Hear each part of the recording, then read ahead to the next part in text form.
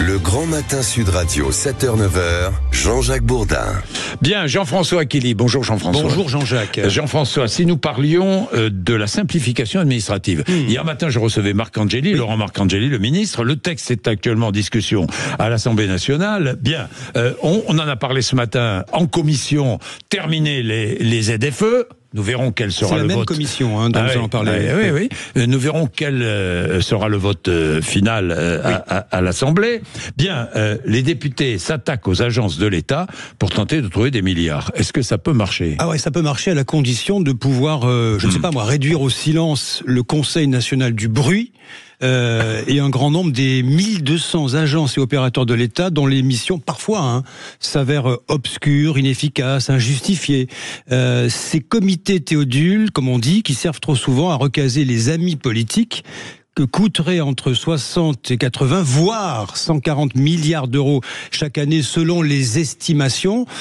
Tout ça se discute depuis lundi au sein de la fameuse commission spéciale, celle des ZFE, sur le projet de loi de simplification de la vie économique à l'Assemblée nationale. Ça, c'est l'article 1, les fameuses agences. Oui. Je vous préviens, il y a une grosse bagarre. Ceux qui veulent supprimer, on leur dit « Ah, vous êtes de droite, d'extrême droite, les autres seraient plutôt à gauche et macronistes. » Oui, enfin, c'est compliqué. C'est très compliqué. C'est compliqué. Et c'est très compliqué, Jean-Jacques, d'obtenir des chiffres précis, des données documentées. On en parle depuis hier, le ministre disait tout de même qu'il y avait déjà des comités. Alors, on va y venir. On va y venir. Qui ont été supprimés.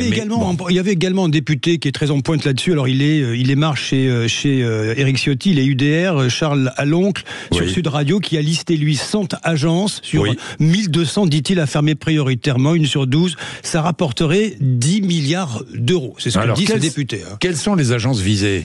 Alors, c'est celles qui correspondent à des critères de suppression, celles qui se superposent aux compétences de l'État, aux collectivités, les doublons, on dit même les triplons, celles qui ne rendent plus de rapport, qui ne se réunissent plus depuis des années. Ça existe, il y en a. Cette liste est digne de la cosmopompe des Shadocks.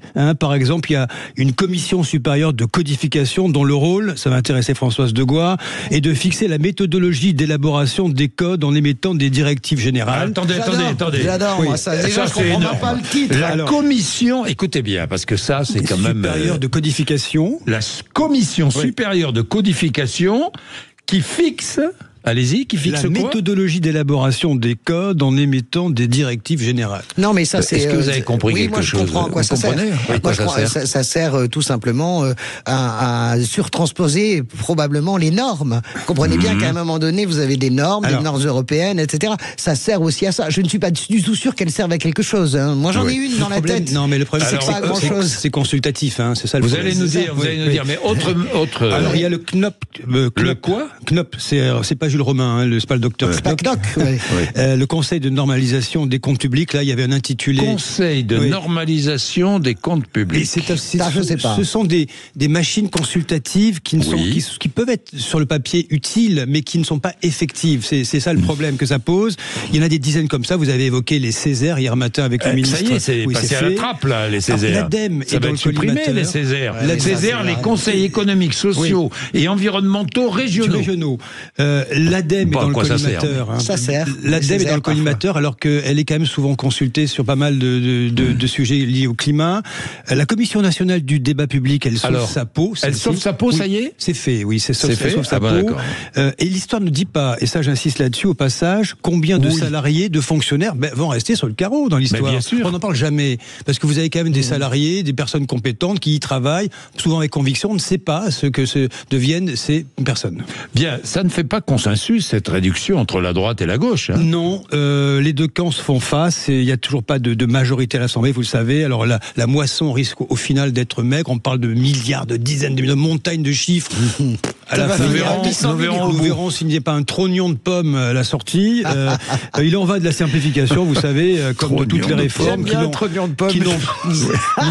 ni volontarisme ni vision. Tout ça va finir, allez, c'est plus simple, en impôt additionnel ou en déficit chronique. Vous pouvez laisser la tronçonneuse sur l'étagère au garage. Ça marche pas, la tronçonneuse. Bon, qu'est-ce que vous dites là-dessus ? Oui, moi je vous pense avez que en tête quoi ? Dites-moi. Par exemple, je ne sais pas aujourd'hui dit, et je suis méchante avec François Bayrou, mais il y a vraiment quelque chose qui ne ressemble à rien, c'est le Haut Commissariat au plan. Qu'est-ce que vous voulez que je vous dise? Le Haut Commissariat, c'est une idée extraordinaire sur le papier, parce qu'il n'y a rien de plus puissant pour un État que de prévoir, que d'anticiper sur 20 ans, sur 40 ans. Écoutez, je vais recevoir Clément Beaune. Je vais recevoir Clément Beaune bientôt, puisque c'est le nouveau. C'est le nouveau Haut Commissaire au plan. Je peux quand même vous dire que François Bayrou n'en a strictement rien fait, à part une cantine de luxe. Je suis méchante, mais c'est quand même ça la réalité.